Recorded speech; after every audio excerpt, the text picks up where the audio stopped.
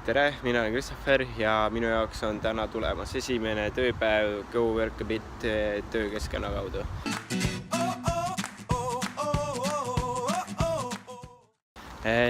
Nagu me kõik teame, siis valikus on hästi palju erinevaid tööaegu ja tööpakkumisi.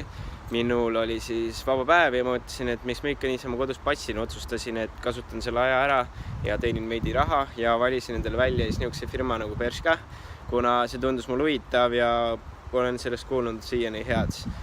Hetkel võiks öelda, et olen võib-olla veidi ärev, pole varem seda keskkonda kasutanud ja siis ikka on loomulik tunda veidike hirmu, et äkki ei saa hakkama või midagi sellist, aga loodetavasti läheb kõik hästi.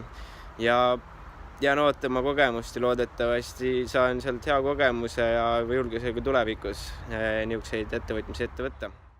Tööpäeva alguses andis kätte juhised, kuidas tööga hakkama saada. Alustasin siis laost, kus tegelesin siis pakkide avamisega ja sorteerimisega ja siis liikusin edasi klienditeenindusse, aitasin kliente proovikabiinides ja mida tööpäeva edasi, seda nobedamalt kõik läks ja tööpäeva lõpuks tundsin end juba täiesti enesekindlalt. Nüüd on siis mu tööpäev läbi saanud, võib kokkuvõttes oli nii, algus oli veidike hirmus võib-olla, ei osanud kohe kõike nii kiiresti teha, kuidas vaja, aga kaastöötajad on väga mõistvad, keegi ei eelda, et sa oskad kohe esimese tunniga kõik ideaalselt, kõik abistavad sind, on sulle toeks.